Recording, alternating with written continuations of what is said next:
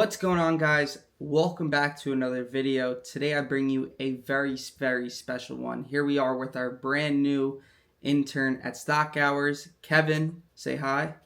What's up, guys? And we're basically going to go over everything from the very beginning of his career, how he started, where he's at right now, what he's planning to do, what's the future of his trading, and we really want to go in depth and understand how he's come to this point, whether he's profitable, unprofitable, and understand how you guys can understand from his lessons, understand from his losses, and how you guys can become successful off of Kevin's story. Because it's cool and all, you guys get to learn from me on a very, actually every single day now, because the live streams, but I've been doing this for 8 years.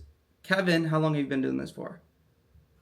Just a little over 3 years. A little over 3 years. So Kevin's basically going to give us an introduction, who he is, what he does, how he got into trading, and just give us the go from here, Kevin. Yeah, so name's Kevin. One sec. Okay.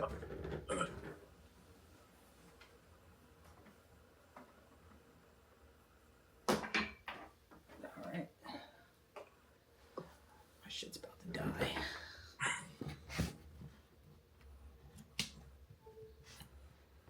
Making sure we're all good with the camera. All right. Go ahead, Kev. We're good? Yeah. All right, yeah, so my name's Kevin.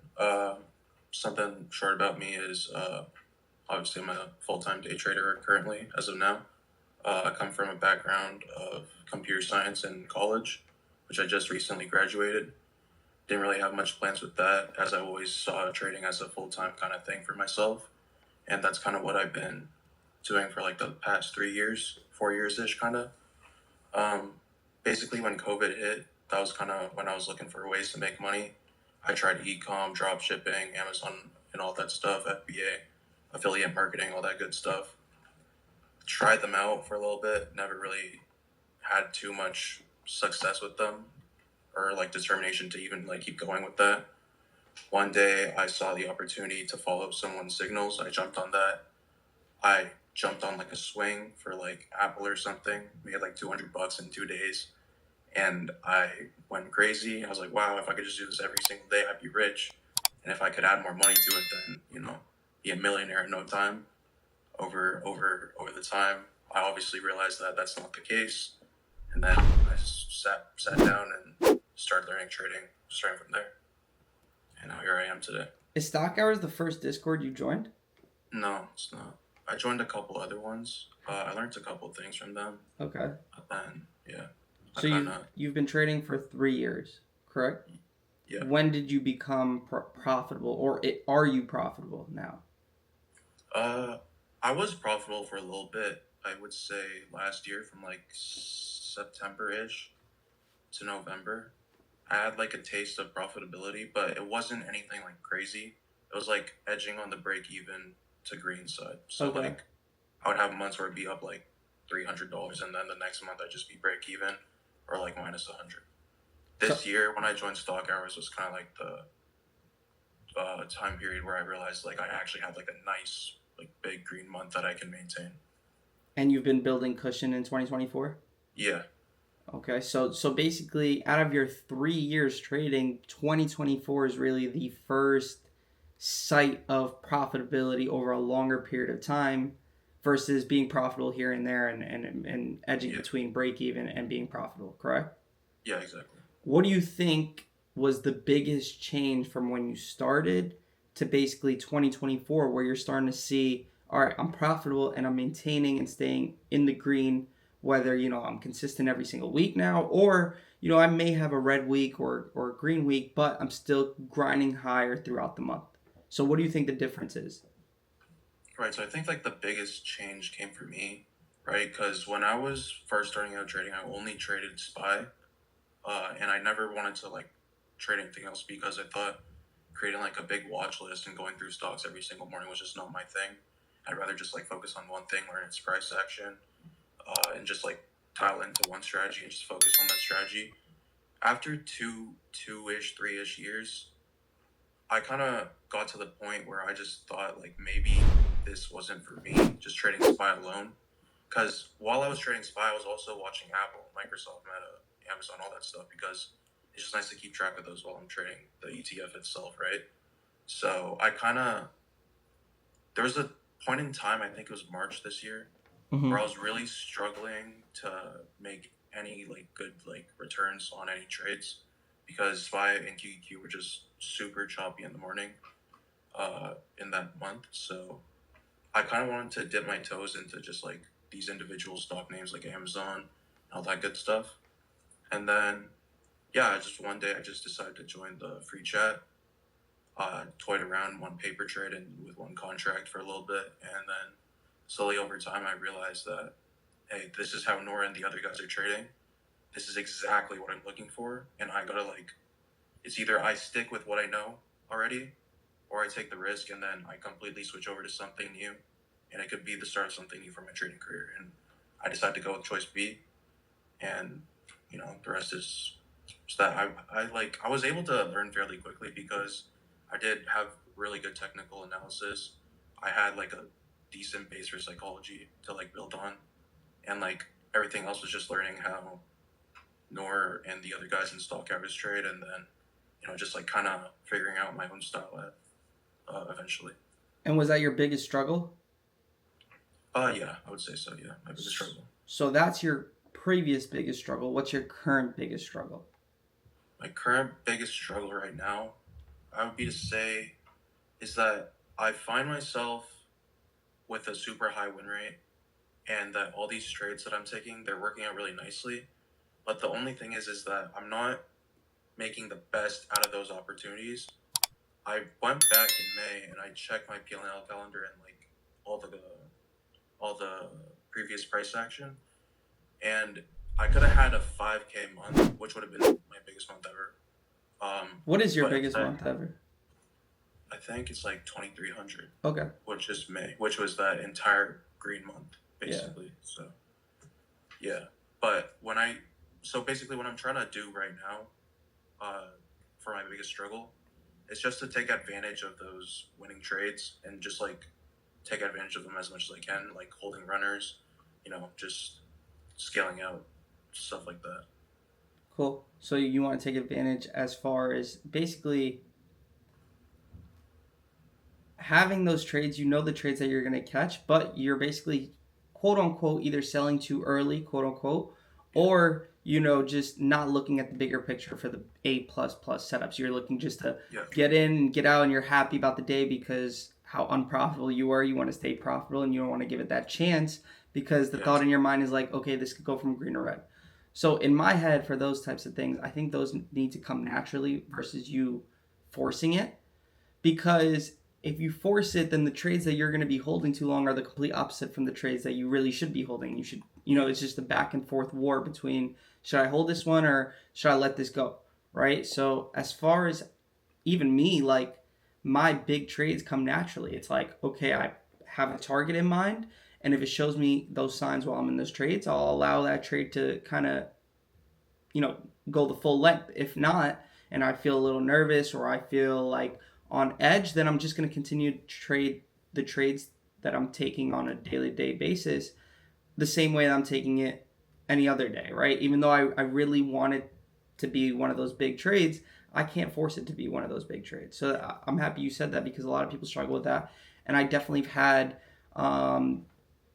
a long period of time struggling with that because I used to go online and see people making 60K, 50K, 100K. And I'd be like, how the hell are they making 100K? I feel like I did everything right and I only made 9K today.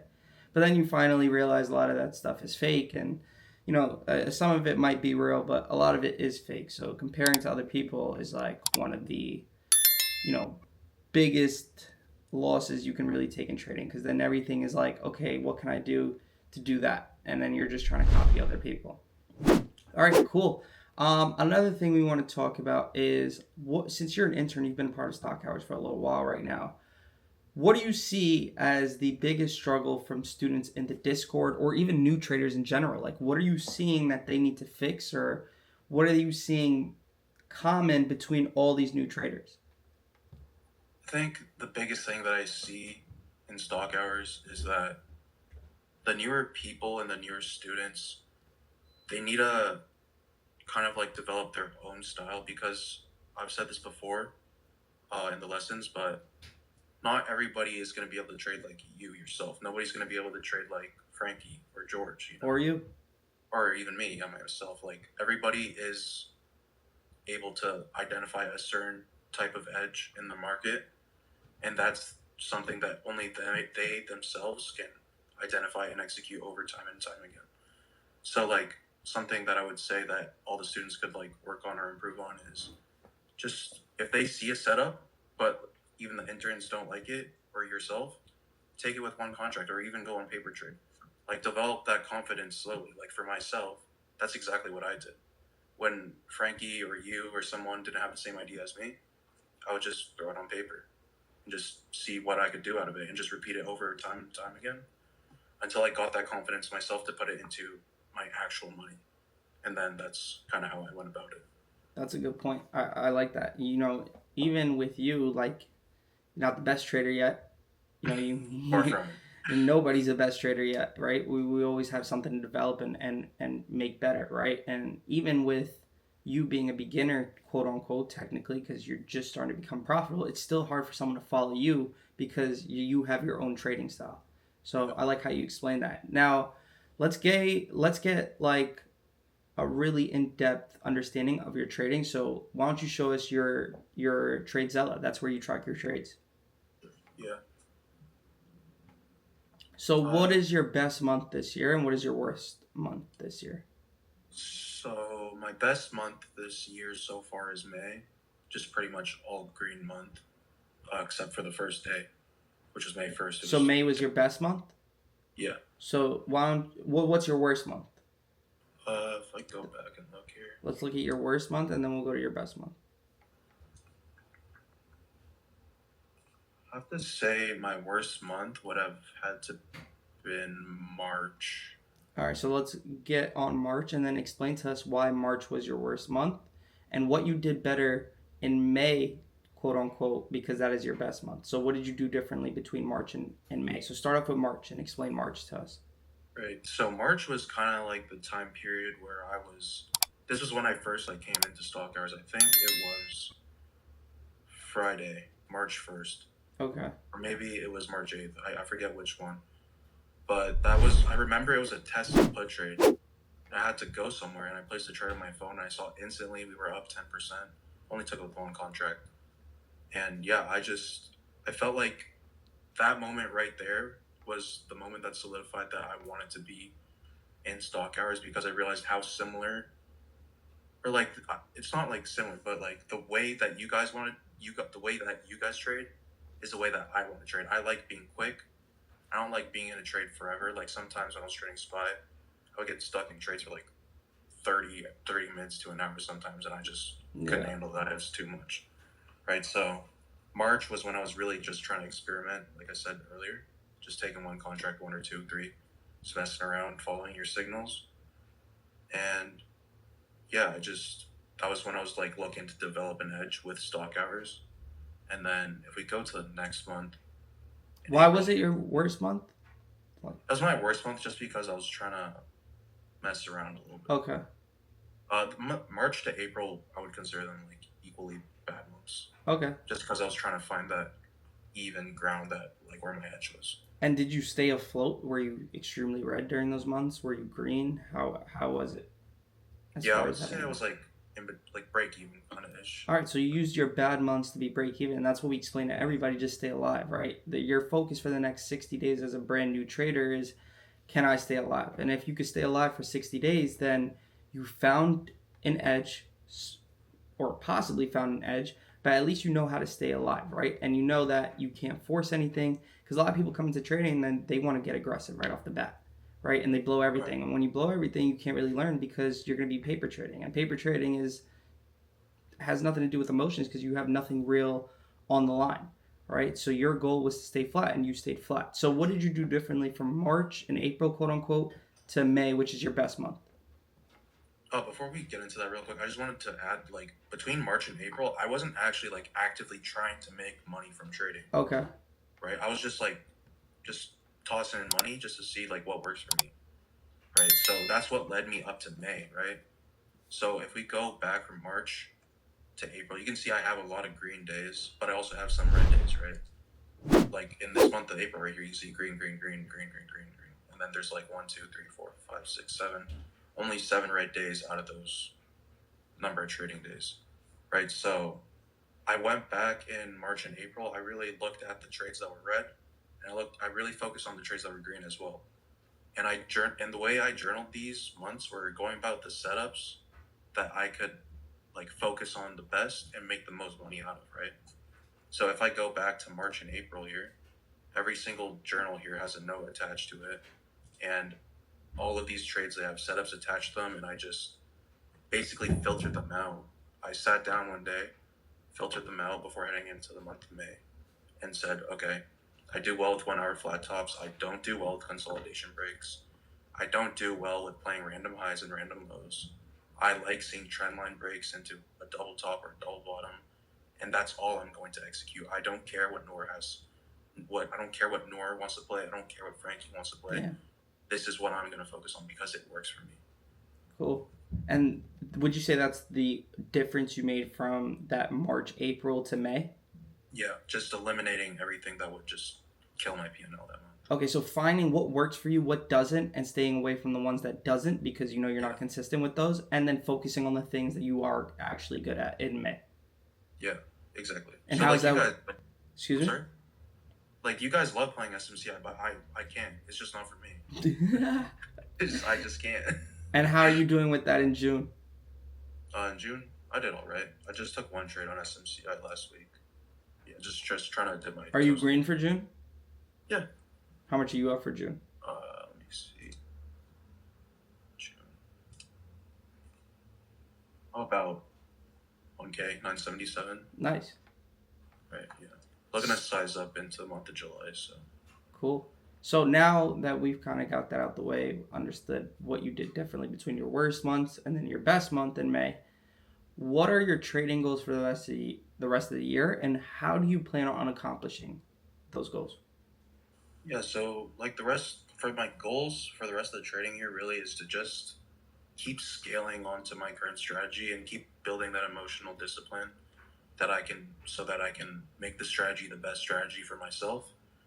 And just keep on scaling it past the 25K margin amount and begin withdrawing profits from the market into my bank account and just seeing how things go from there, honestly. And I'm looking to also add more types of setups into my playbook just because it seems like market is trying to shift a little bit right now, and maybe I won't get those A plus setups as much as I'd like to. So Nice. probably look into some more trades that I can take. Cool.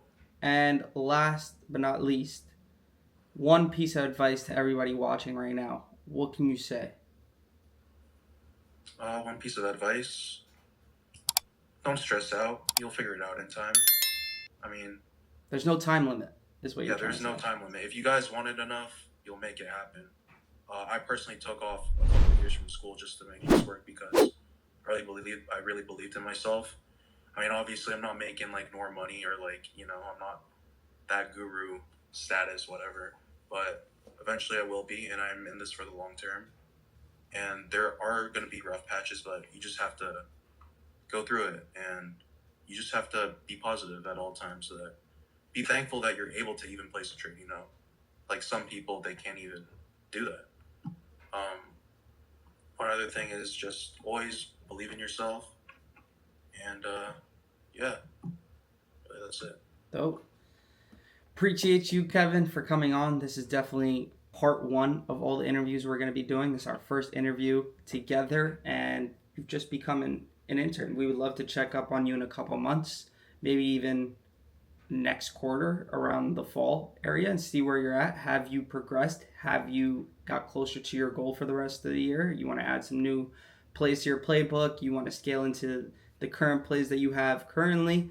And we'll see, because this is all real, right? We want to see where you are. Have you progressed? Why haven't you progressed if you haven't progressed, right? We want to go through all that so other people can understand, okay, what they're going through isn't something they're going through by themselves, and how can they get out of it using a relationship with you and what you're going through to benefit themselves. So we appreciate you hopping on the Stock Hours interview, and this is first of many.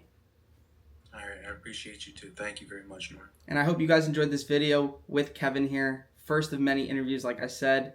This is what we do at Stock Hours. We want to see what's going on, how do we get better, what he's doing bad at, so that we can progress over the year. This isn't an overnight fix for anything. Whether he's going through, bad months, good months, you could always do better. Even if you have a great month, you could have done a lot better. I'm sure Kevin could go back to his best month and be like, okay, I could have done this better. Like he explained, he could have made 5K that month on his best month, right? Even when you're having good days, you still need to go back and journal and see what you could have done better so that you can progress slowly, because it's not going to be an overnight change. Hope you guys enjoyed this video. I'll see you guys on the next one. Peace.